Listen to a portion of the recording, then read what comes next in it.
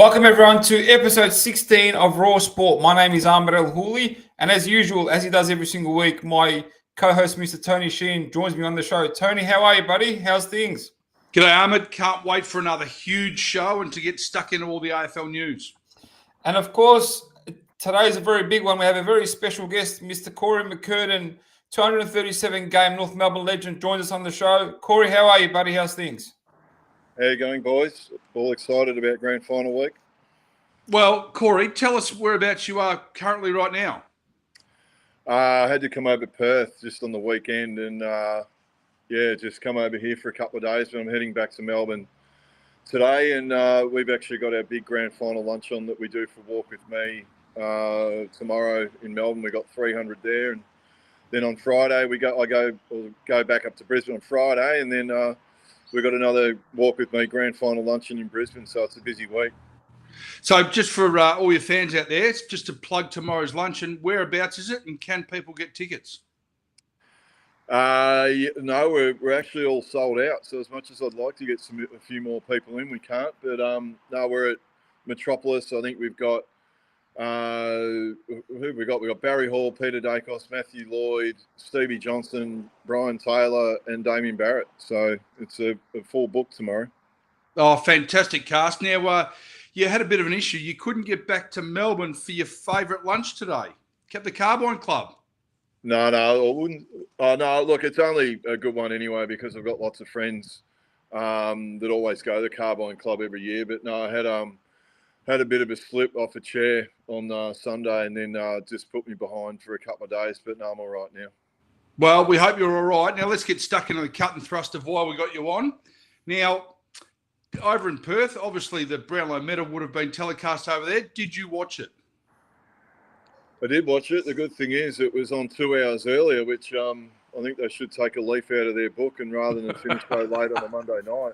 It's no, it was actually good. The Brownlow was over by, about 9:30, which is great Perth time. So, no, just interesting. I think it's always going to throw up that debate each year about players and getting votes in certain games, and I don't know. And I think it is really, truly a midfielder's medal now. Like it is unfair in the game. And when I say unfair, that we're looking at the best players that play the game, but yet if you don't play forward of centre, you're not getting votes in the Brownlow medal. So I don't know. Like it would be good. I was a forward, as you guys know, but I think if we're going to do that, we probably, if you have the Coleman medal, well, for the best forward, well, I think we've got to come up with some sort of award for the best defender in the game as well, because it is pretty unfair that when on Brownlow medal night, the umpires just look at the stats, how many goals they've kicked, and that's a pretty good judge about whoever wins the Brownlow. Well, have you thought about an alternative? There was a lot of talk on social media this morning, I think even by former Collingwood champion Dane Swan, that the umpires should be filmed and reviewed after each game when they make their votes. Yeah, possibly. Look, I don't think there's going to be any system I don't think we're going to be happy with. I must admit, as a player, when you're out on the ground, people would sometimes ask you how certain players played. And I remember coming off the ground and you'd very rarely know. It's got a motorbike going by outside. I must admit that you very rarely knew who sort of played well, unless someone was dominant. You didn't probably pick up all the smaller things because you're out on the game playing, and henceforth, that's why the umpires are really relying on that stats sheet and in order to pick the best players. Well, there's probably no one better or more equipped to talk about the Brownlow medal, considering you were ineligible in 1996 and could have been, I think, the first trio of Brownlow medalists on the one night. And back in 1996, have you got any? I'm sure you've been asked about it 1,000 times. What are your recollections? Yeah, look, to be honest, it's not something I've ever really sort of cared about with the Brownlow, and that's mainly from the point of view. Remember, 1996, we were about to play in the Grand Final, so I felt like I had bigger fish to fry than worrying about what had happened from a Brownlow perspective. And I also had my knee that I'd hurt in the prelim final, so it was probably actually a good thing I had my knee to focus on, because it gave me a focus, not about worrying about what had happened with the Brownlow. But my whole thing that year, and again, for any of those players. I'm sure Lockie Neal or Nick Dacos, as much as, the Brownlow would be nice to win, I know on Saturday what medal they'd rather get their hands on, and that's a premiership medal. What about in hindsight? Does it irk you that you're not considered a Brownlow medalist? No, Red. I think the only thing it probably only helps. It probably would have helped you with some sportsman's nights and things like that. But I don't think. Look, would it change your life? I don't know. I think the way I handled that whole week of 1996 is better than any medal. You know what I mean? To be 22 years old, hurt my knee in the prelim, have Brownlow medal Monday night, and then come out and have 31 touches in the grand final. I know, like, I was only 22 years old, and to be able to have all that thrown at you and still play well was probably one of the best things I've ever done.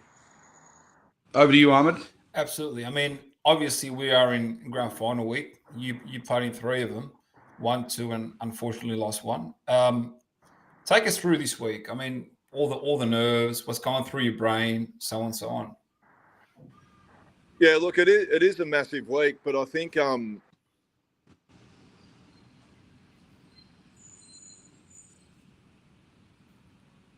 we've lost you there for a second. I think he's the big fella's dropped out. He must have got a phone call. But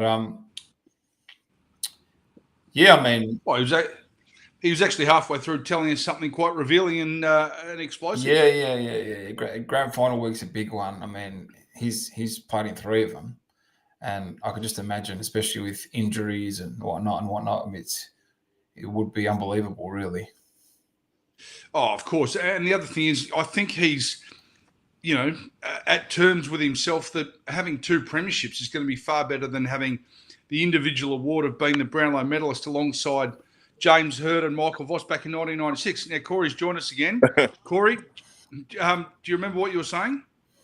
Oh, no, I was just talking in regards to just grand final week. I think it's the one thing that Dennis Pagan was always really good with us. Maybe, I mean, was he sort of too unrelenting about this? But I think in the end it held us in good stead. I think it was the preparation and trying to keep everything you'd usually do exactly the same. And we had a really good guide that he'd sort of given us. I remember early days at North Melbourne about your weights, your diet, your lifestyle away from your club, your recovery sessions, all these things. And I found that if you really, really stuck to that, it allowed me to enjoy grand final week a lot more, because then you're not thinking too far ahead. You're being where you're meant to be. So if I'm at that time, I'm meant to be doing the weights, or I do them the best of my ability. And you know what I mean?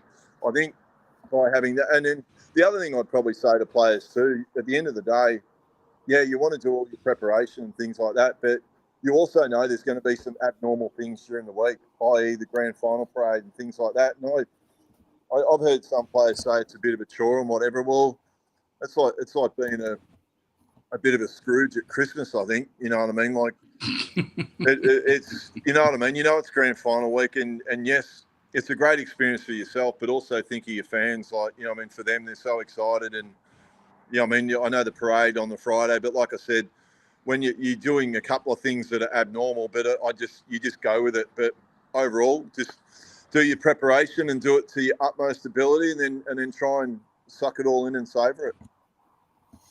Do you remember 99 in terms of that week and the nerves? I don't know. Like, look, they're all. When you look back at it now, I nearly found the prelim finals a hard. I nearly find the prelim finals are a harder game than the grand final, with the greatest respect to our opponents in the grand final, because you knew there was some finality to what you were doing. You know what I mean? That's where prelim, I've always found that you're trying to stay present in all moments of the game, not trying to think ahead that you could be in the grand final. But I think because you knew that, okay, this is it. Like, we're only sort of 1 win away now. But yeah, I used to love grand final day itself. Like, I was someone, the bigger the crowd, the better I actually played, and I really tried to enjoy the whole enormity of it all, which was quite strange. I knew how enormous it was, but I tried not to, buy too overawed of it either. Hey, Corey, you played against Carlton in the 99 grand final. You slogged them by 5-6 goals, which is awesome. Carlton recently made a run for it. I mean, last week they started like a house on fire, then they faded out. Carlton's known for its big crowds, very rowdy, noisy. What was it like playing against the Blues and and all their fans and all their madness? Yeah, but when you also think about it too, that's where grand final day is a little bit unique. That it's not like a prelim final that if we were playing Carlton in a prelim, let's say, there'd probably be 60 to 70% Carlton fans and only a smaller North Melbourne crowd. Whereas grand final, as you guys know, the competing clubs only get a certain amount of tickets. So it's not on grand final day. It's not as if one set of supporters can overdrown the other, though. I'd imagine on Saturday there's probably still going to be a lot more Collingwood people than Lions people there. Absolutely. Speaking of Saturday, based on the form of the two teams, what are your thoughts on this week's grand final, and how do you think the game will go? I don't know. I sort of hope I'm wrong to a large degree what I'm about to say. Not that, with the greatest respect to Brisbane, but I felt like a Collingwood-Carlton grand final would have been a much tougher grand final, because I think what happens in Carlton-Collingwood games, as you boys know, that it's like you throw form out the window, just totally throw it out the window. And then my biggest concern is the Brisbane Lions and their ability to travel and win at the MCG is not really good. So, and you just feel with the way that Collingwood play across the course of the year, and this is the way I probably always look at it too, that even if Collingwood don't play that well at the MCG, you still feel like it's going to keep them in the game. And like what even happened last week, there were patches that they didn't play well, but they can, just with their way of the way they move the ball and knock it on and surge it on and get it going forward, you just feel like that even if they're a little bit off, they'll still win the game. I feel like there's too much that would have to go right for the Lions to win at the MCG. Yeah. Now, Corey, if you're Craig McRae, the Collingwood coach, who do you get, like a Braden Maynard or one of the other tougher guys, to target from the Brisbane Lions? Yeah, I think those days are done to a large degree. Like I think there's certain players on that Lions team that you know that, like I don't know how Brisbane would go without Lachie Neale, but it's the same as how do Collingwood go without Nick Dacos. I sort of feel like Hipwood and Danaher are going to be they're the two most important players on that ground on Saturday, because they've shown that they are either going to be the reason you win the game, or they're either going to be the reason you lose the game. Because at different times, it's not only their ability to mark the ball, but just bring the ball to ground. There's too many times over the journey when they have their off days that they'll just get outmarked. So that's what I'll be looking for. If I'm watching anyone out there that's watching or listening this, the Hipwood and Danaher for me are going to be a massive, massive barometer on Saturday for the Lions. Because if they don't have a game that's a 7 or 7 out of 10, 8 out of 10 game, which is like your 2 or 3 or 4 goal game, I don't reckon they can win. Wow. Why is it? I mean, maybe people have answered this before, but when you think about it, these AFL players, they've been playing footy their whole life, so on and so on. Why is the MCG such a boogeyman for away teams?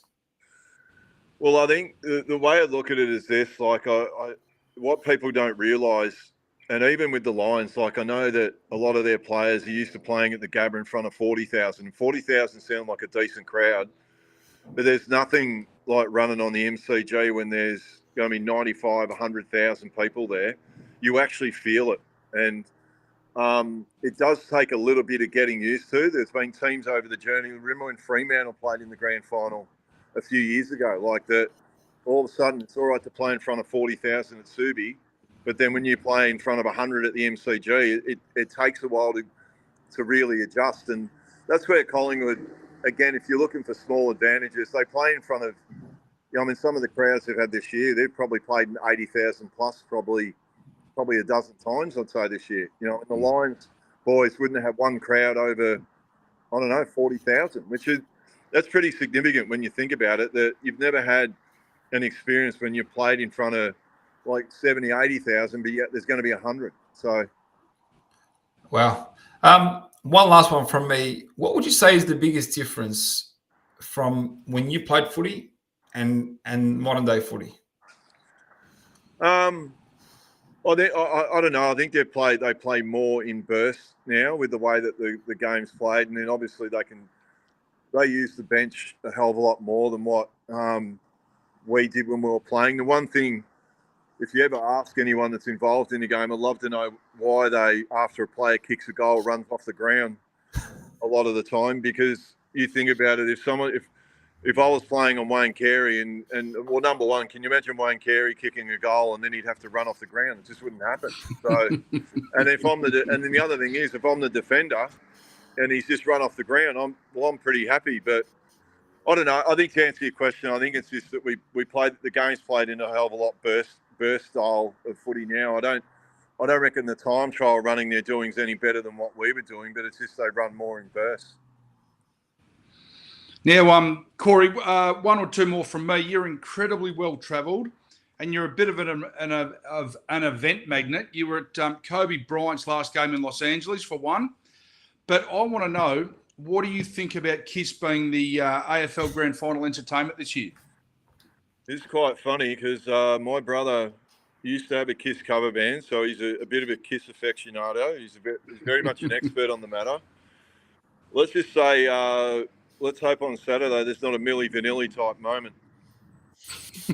Because from what I understand now, I'm not casting dispersions on the great band, but I believe that they haven't sung a lot of their songs for about 10 or 11 years, and that it's very much it's the backup audio. So, oh well, the AFL has no doubt invested some, exciting dollars that could amount to absolutely just criticism. Now, one more from me, and we'll wrap it up. Have you seen Chris Scott's comments from AFL 360 last night? What was that regarding? That he said the AFL is manipulating the system and therefore North Melbourne has an unfair advantage about receiving compensatory picks. Oh, look, it's interesting. Like, you could mount a case on either side about why they should get picks, and you can also mount a case why they shouldn't. You know what I mean? Some of it, like the case against it, might suggest that a lot of this is of the Kangaroos' own doing. But again, maybe the Kangaroos are only applying for it because, well, they've set a precedent now, so you can't really stop it. So, like, I do understand both sides of the argument. Maybe they're just better off saying, well, bad luck if you mismanage your club. And it's not the mismanagement. It's probably just if you make poor decisions at your footy club and it put yourself in a bad position. Well, why should all the other ones that have managed their club well suffer for it? Yeah, really good point. And before we let you go, what's your margin for Saturday? I reckon Collingwood by 26 points. And then who am I thinking? I reckon I go Jordan De Goey for the Norm Smith. Yeah. Well, he nearly got it against West Coast, so it's a good choice. Jordan De Goey just seems like he's with his finals, and he's really got it humming at the moment. And look, I could have gone an easy one and said Nick Dacos, but I think that was too easy. And mind you, the form line of Jordan De Goey's actually been so solid. And let's just hope they get those rotations right, and he's on the ground at the end of the game, unlike last week. Touche. All right, Corey, thank you very much. It's been an absolute pleasure. Ladies and gentlemen, Corey McKernan, North Melbourne Legend, thank you very much for joining us on Raw Sport. No worries, boys. Safe travels. Well, Tony, there you go, mate. It was a bit of an interesting, some interesting insight into Grand Final week, Grand Final day. And pretty much took us on that journey with him. And that's what we're really trying to sort of extract from him. I mean, Corey's was been lucky enough to play in the glory days of North Melbourne, where you had the Duck and the Archers and the Stevens of the world. And well, every line was legendary. Absolutely. It reminds me a bit of because why I say this is, it reminds me a bit of the Brisbane Lions team. They just missed out on one. but it was an unbelievable team that Pagan put together. But yeah, I mean, yep. We're both fans, so we can keep going for a long time. So, but yeah. Oh no, I concur, and I think, and this is only an opinion. I haven't done any proper research on it, but maybe Lee Matthews' Brisbane Lions three-peat team could have been largely based on Dennis Pagan's team of the late 90s. I mean, you had Wayne Carey, arguably the best player of all time. Corey McKernan, if it wasn't for Wayne Carey, Corey McKernan would be an even greater superstar of the AFL. And it's only for that very reason. Like, he rucked. He's a forward. He played ruck rover. And he's an absolute superstar. Absolutely. And was really unlucky to miss out on that Brownlow medal. Well, only through an incident with John Barnes that's cost him. Look, you know what? I know he's got the 2 premiership medallions, but I just wonder whether deep down, outside of, being broadcast, how much he actually thinks what it would have been like to be on the dais alongside Michael Voss and James Hird. But it's interesting what he said, though. He had an knee injury. He was just focused on that and getting through that and just playing on Saturday. But the Brownlow medal, obviously, Lachie Neale's won his second. He had some interesting points in regards to... Who, Corey did or Lachie did? No, Corey did. In regards to the Brownlow medal in today's world, and he pretty much said it's a midfielder's medal. Otherwise, because what he's saying is right. If you look at the last... Have we ever seen a forward winner? Never. Tony Lockett. In which year? Remember the year or no? Not off the top of my head. Anyway, no. Plugger kicked 1,300 goals, right? So he was kicking 100 every. What, he kicked 1389, didn't he? 1,300 plus goals. He's kicking 100 every year. So they were probably it took that sort of form for him to win it. But we haven't seen that in many, many years. I mean, have we ever seen a defender win it? No. No. Not in our time anyway. So it's definitely a midfielder on ballers game, and it's becoming more and more evident. So these defenders, I mean, they play a pivotal role in the game. And I just don't think they're ever. Yeah, sorry to interrupt. Yeah, go on. Sorry. No, I just think that the defenders stop goals, but I think the public, the umpires, the officials are all so wrapped up in the fact of the midfielders get the ball, they kick it to the forward kicks the goal, they are considered the star, whereas the defender, like blokes like Sam Taylor and others across the competition who stop goals, it's just not a rewarding concept for the 18 players on the ground. Interesting. Well, then it's going to have to change the whole definition of the Brownlow, because it's no longer the best player. It's more, who sort of stands out more. Well, precisely. But as Wayne Carey said on his own podcast yesterday, that it's not necessarily the best players, it's the best person from that season. There you go. All right. Well, he finds himself in esteemed company, and he admitted this yesterday. He said, I'd prefer to be alongside Lee Matthews and Gary Ablett of one of those three that hasn't won a Brownlow medal. And many say Lee's the best player to ever play, and Wayne's straight after him. So, well, it should be the other way around. But anyway, that's what many say. I'm just, I would agree with you. Yeah, but that's not to denigrate Ahmed from Michael Voss, Nathan Buckley, James Hird, Adam Goods, and co. They are absolute champions of the game, but it just happens to be that Matthews and Carey and Ablett didn't win one. Yeah, we're definitely not saying that they're not champions. We're just saying it's looked at that Matthews and Carey, either or, are the best players to ever play this game by many. So, yeah, well, exactly, across the entirety of the VFL AFL. Exactly. So, yeah. Go on. No, I'm sorry to interject. I was just going to say, how did you find Corey's interview as a whole? I thought he was fantastic. Really insightful. And that's what I was aiming to do, is sort of take the listener through that grand final week, grand final day experience. Hence my question: what does it feel like to play in front of large crowds? So on, so on. What's going through your brain, through your mind? How's the body? What do you do differently? So on, so on during grand final week. And I mean, the parade, of course, yeah.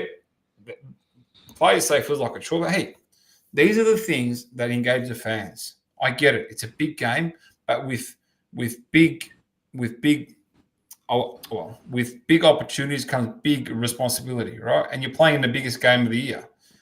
The biggest game that you could possibly play in the AFL is the grand final, and that's what you're playing in. So you also have to think of those that are supporting you and coming out to watch you and will tune in via TV and tune in on the day, and they're the ones that pay the bills at the end of the day. So we have to have respect for the fans and make more effort, right? Well, I'm not saying that they're not, but anyway, that thinking has to be in place, and it's really important it is. Yeah, well, I totally agree. And the other thing is, whether it's arrogance by an individual player or team, I think they need to become aware, and sitting in a car for an hour or an hour and a half and then being presented to the fans up in the city of Melbourne, whether they see that as a chore. I don't know whether it's because they have to settle the nerves or it's some other issue, or whether it's a time constraint, but they need to give back, as you said, to the fans and the broadcasters. But an alternative would be, should we have a grand final parade for the winning team on the Sunday? Definitely should be. That's what they do in America. They jump on a bus. Correct. And they go around. I just thought about that. And they go around the city that they're from, and everybody knows. Like, for example, when the Bulldogs won, there was a massive event at the Wooden Oval. Thousands attended, right?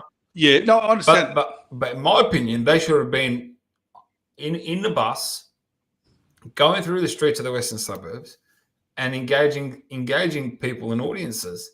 And there should have been that sort of parade. That's how you grow teams. That's how you keep suburbs and communities engaged. I totally agree. And rather than appear at the club's home ground, be it the Western Bulldogs or Essendon out at the Hangar or at Windy Hill or at Collingwood at Gosh's Paddock, I think they're far better off going either through the streets of the CBD and having people come to the centre of Melbourne and doing that, and therefore being presented, be it at Parliament House or the top of Collins Street. I think you're going to have a far better welcoming rather than everybody going to Gosh's Paddock, because I think then it also allows theatre goers, people who don't necessarily barrack for Collingwood, to come in and enjoy it, whereas other fans from other teams might want to see it but feel alienated if you go to that club's home ground. Bring the cup to the people. Don't bring the people to 100%. That's a great comment. You've been on fire today. So, I mean, they're just our thoughts and how we can, do things differently, as we like to share regularly. But anyway, the Brownlow medal, Lachie Neale's the 2023 Brownlow medalist. Some controversy overnight. Obviously, everyone's got differing opinions. My opinion is, I think there's pretty much the conversation that sort of Corey addressed is, it's really becoming obvious that it's a midfielder's medal, and it's either we call it that, or we come up with a different award for those defenders that week after week are there performing, putting their bodies on the line, saving their teams. Yeah, okay. So what surprised you most about last night and the wash-up of today? Some of the games that Lachie Neale polled, I mean, he was probably the third or fourth best player on the ground. Even in terms of stats, he was way down. I mean, I can't remember the game now. One of the games he had 20 disposals, 15 contested possessions. The highest disposal win was like 41 touches. Yeah, I think it was Caniglio or Kelly. Yeah, and multiple goals. And it's like they gave it to him. It's like, wow. Charlie Cameron kicked 7 goals that game, and then they gave it to Lachie Neale. Exactly. So some of the voting and decision-making around, I'd say voting, was really, really interesting. And this is the stuff that creates doubt and has people thinking there's, all these conspiracies that, things are a bit interesting on the back end. But who knows? We can't rule anything out anymore. No, we can't. But there needs to be an alternative measurement so that somebody watches the game. Now, whether that be the director of umpiring, an umpire, the fourth umpire, but somebody needs to officiate the votes that are done by the officiating umpires. Well, Tony, how can you go and make a decision on who's the best on ground when you're running 50 k's a game, trying to keep up? It just and then going back compute. and then going back and just reading stats. I mean, doesn't make sense. Now you have somebody that's sitting up there waiting to make a decision on a goal, touched, whatever, literally watching the whole game. Yeah, I know. He's literally watching it, right? Look, why wouldn't we get that? Why wouldn't we get that person, make them an official? Well, they already are an official, and get them involved in that process, because he's watching the game. He's not running. Literally sitting in a chair, watching and waiting. Yeah, it's a very good point, very good suggestion. The other thing is, look, Lachie Neale, I'm sure, had a great season, but he was interviewed at the start of the telecast and didn't even think that he was going to be considered. So I really feel for Nick Dacos, Marcus Bontempelli, Errol Goulden, and a few of those, and Christian Petrarca. I thought they would have been a worthy winner. And if a player is genuinely surprised by the award, well, maybe he shouldn't have won it. If Dacos didn't get injured, he would have won it. Of course. What did he lose by? He had a 2 votes or 3 votes? Yeah, 2 or 3 votes, I think it was. Now, he had a ripper season. He did. So anyway, congratulations to Lachie Neale of the Brisbane Lions. He gets to play off in a grand final on Saturday against Collingwood. My only criticism of the broadcast is, and I am reluctant to say this because he's a very good person and he's a great host, but why does Hamish McLaughlin of the Seven Network persist with incredibly long interviews of the winner? Give people insight, thoughts. Excuse me. No, of course, what insight, but I think there has to be a time whereby, and I think the Patrick Cripps stuff was fantastic last year, but I think the interview went close to half an hour. Now, I mean, that is a bit too much. I mean, maybe his brother being the CEO has a bit of an input on that, but no, I think the networks would. Yeah, but it all comes back down to the top. But anyway, I mean, the night's a long night. It's a very long night. And to make people sit there for an extra, 20, 30 minutes, especially when everyone's probably at their wits' end. Yeah, exactly right. It's interesting. I would bring him in the next day and do a special segment around him on Channel 7.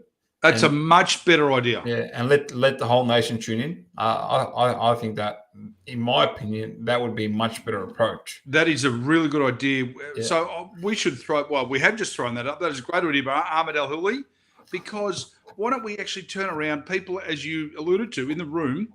What do we do? Maybe 5 to 6 minutes. He can thank everybody. He can do a brief overview of his season, how he feels, the emotion, then turn around and say, tomorrow night on the Seven Network or Fox Footy, we're going to sit down with Patrick Cripps or Lachie Neale or Dane Swan for half an hour and really get to go through the season at hand. Yeah, take us through the struggles, the ups and the downs, and the behind-the-scenes stuff that people don't see. And it's all interesting, and it's all about telling the story. You should run a TV network, Ahmed. You're a character. All right. 2 games on the weekend, ripper games, in my opinion. I mean, the first one, GWS and the Pies. What a game.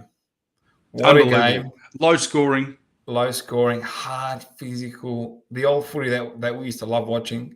Yeah. From the days of McKernan and Carey. It really took us back. And the only thing I'd say is I think the umpires put the whistle away for too long. Some of the decision making was dangerous.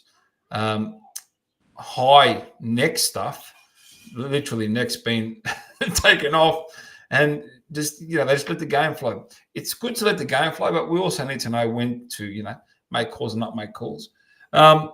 I really enjoyed that game. The Carlton game. Carlton came out on fire. They're going to blow them away. They came out too hard. Yeah, I think they ran out of legs. They played their grand final the week before against Melbourne, and were just banged up. Look, I actually thought it was a really good contest in the first quarter. And I thought Brisbane's in trouble here. But then the person I was watching the game with turned around and said, no. Just allow the game to open up and Brisbane will come up and demolish them. So your mate Fev wasn't in the stands. He was cheering his heart out. He was really excited in the first quarter.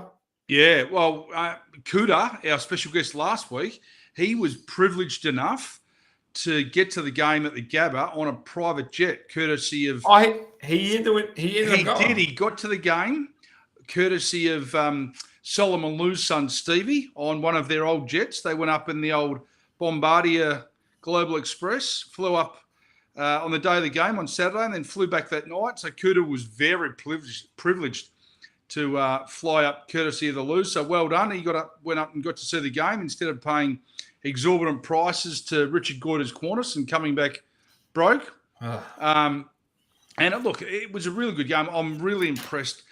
Gil McLachlan would have to be one of the luckiest CEOs to walk out of the game with such an amazing final series. He's done very well. One of the best in a long time, actually. Yeah, without a doubt. So well done to him. Well done to the 18 teams. Well done to the finalists. I can also reveal, Ahmed, that after GWS's 1 point loss to the Pies, a few of the Giants boys made it out into the streets of Melbourne, and one high-flying forward who wears the number 23 may have missed his flight back to Sydney. Jesse Hogan. Big Jesse Hogan, the high-marking forward, the goal-kicking specialist, missed the flight home with his teammates. Drowning his sorrows, was he? Well, I don't know what he was doing, but he wasn't on the bus to the airport nor on the plane back to Sydney. It's finished anyway. Power to him. Interesting. All right. We'll keep going. Big grand final. Pies, Lions. Lions started very slow last week. Do you think the week off had anything to do with it? To be honest, I can't put my finger on it. All I know is they've beaten Collingwood twice this year, but the real boogeyman is the MCG. Now, in saying that, Lachie Neale was on ABC radio in Melbourne on Sunday, and he was asked the question about the MCG hoodoo, and he had a really good response. And he turned around and he said, "We're playing Collingwood. We're not playing the MCG." Exactly. And that's what I was saying before. I mean, they've played there so many times before. Surely there has to be... No, but they haven't played so many times. They have, Tony. They've all been in the system for how many years now? Oh, well, yeah, but it's a reasonably young side. But I play footy. I don't care wherever you put me, I'm playing footy. Well, the Giants would say the same. They won 11 different venues this year. That's the thing. They're a travelling team. They play so many different venues throughout the year. So I just don't understand why it's such a boogeyman. I mean. Well, obviously, it's weather considerate and also space. I mean, the Gabba is vastly different from the MCG. It is. But yeah. Anyway, we'll keep going. This argument it's an interesting one, but it just hasn't sit in my head just yet. North Melbourne. Before we move on, what's your tip? Pies. By? 3 goals. I can't believe we're saying this, but I think the majority of Victorians and probably New South Welshmen are barracking for the Pies. So I'm going the Pies by 15. Yeah, I mean, they're a Victorian team and we have to stick by our state, right? Yeah, but also against the Carlton-Brisbane game on Saturday, I was at a nice little watering hole in Double Bay watching it, and it was amazing the amount of Sydney-siders barracking for Carlton because of the disdain they hold for their state of origin counterparts, Queensland. Because they're rivals, but us poor Melburnians, it's the only thing that we have gone for us, mate. So. Well, I will be surprised that how many people jump on the black and white bandwagon this Saturday. You've got to win a grand final at least, mate, and keep it here. North Melbourne compensation, a widely discussed topic yesterday. some controversial opinions across the board. Some a lot, some are with, some are against. It's very public that me and you are big North Melbourne fans, and we have been since We're the knee high to a grasshopper. exactly. I followed, and I wish we could have had a bit more time with Corey, because one of the questions I was going to ask him is, why do you think the club has derailed so much? And that's literally what I was going to ask him. But Why didn't you? We didn't get enough time, Tony. Unfortunately, we ran out of time. So if we look back the last 20 years, 25 years, let's say, 97 onwards, 98, North Melbourne was one of the most dominant teams in the 90s, right? Say 96, 97, 98. We remember how many 99. preliminary finals we played in. Exactly. That was a regular occurrence. We had a team that was ridiculous. We went from being one of the most feared teams, we still got a decent crowd. Membership base wasn't too bad. At the time, they were literally training out of bloody portables, even though they were so good. At Arden Street. Yeah, at Arden Street. I remember I was a young kid. We used to drive past there. And since then, we made a few prelims, but we've never really competed. Like, we've been smashed in all the prelims that we've made. When Brad Scott was coaching. Yeah, Brad Scott, Dean Laidley made a couple. And then we've seen this derailing in the last 5 years have been the worst. I mean, they've been really, really bad. And I genuinely believe if Alistair Clarkson did not sign on last year, we would have been done. Because what, you mean folded? Yeah, because you can't keep telling. Like, even now, Ben Mackay's been there for how many years, right? He wants to go to Essendon. Yeah. Because it's very hard to compete with these big clubs. You go to Essendon, you're playing Anzac Day. You're playing in front of 60,000, 70,000. They're big clubs. The incentives you get from the sponsors, the people, the rich people of these clubs, the donors of these clubs, it's huge, right? Yeah. Right? So that's what you're competing with. If you don't have success, you can't outdo them in anything else.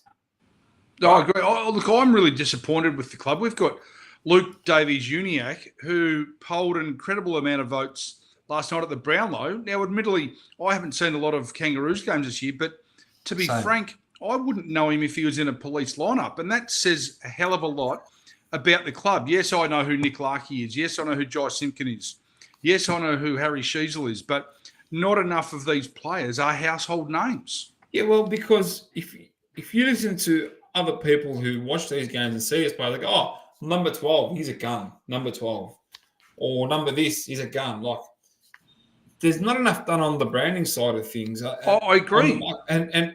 And one thing Brayshaw did was, in my opinion, he brought in those big names sponsors, those media partners. He put us front and center. A lot of our players actually got some exposure.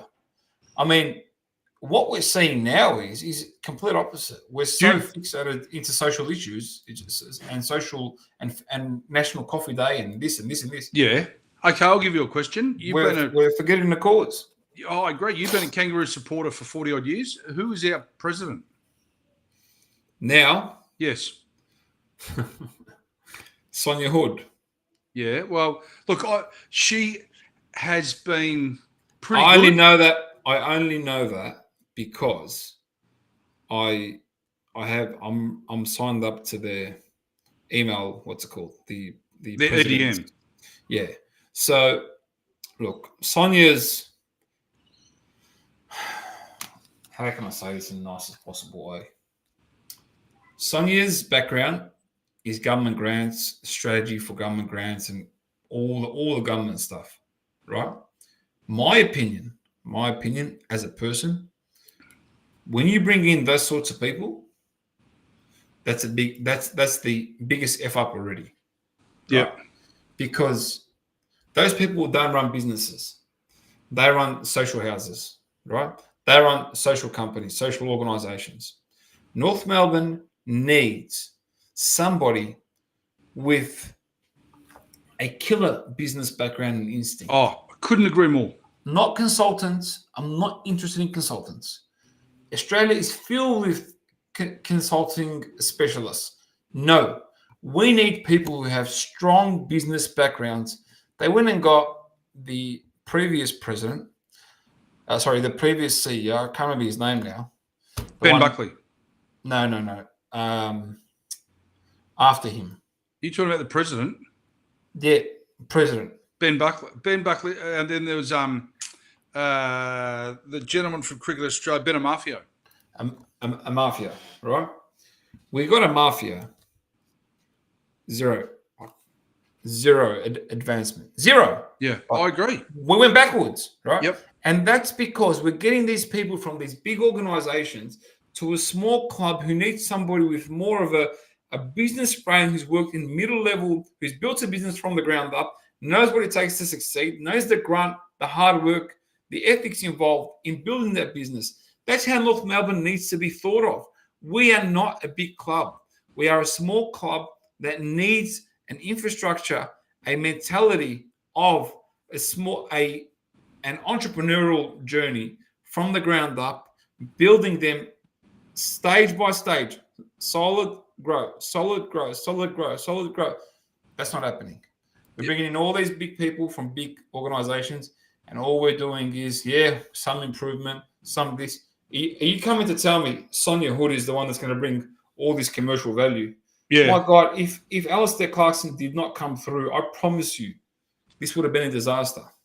Oh, I think maybe you're right. I think North Melbourne is bathed in mediocrity. It's almost as though we get these amazing officials, Todd Viney, Alistair Clarkson, and these people to run the club, and then we draft these wonderful kids, but then it's almost we become a victim of our own organisation. Like, that is why, and I know Wayne Carey is one of the greatest of all time, if not the greatest, but he drove that club to excellence and said, we are doing everything as a team. We are drinking. We are training. We are going to live as hard on the field as we do off it, but we are going to be the best in the competition. And that drove the club to unparalleled success. We just, ever since he left, we haven't had that. And, fans will turn around and say, well, as you said before, that Dean/Danny Laidley and Brad Scott got us to preliminary finals. But it was almost as though we felt like we didn't deserve it. And many people thought the same.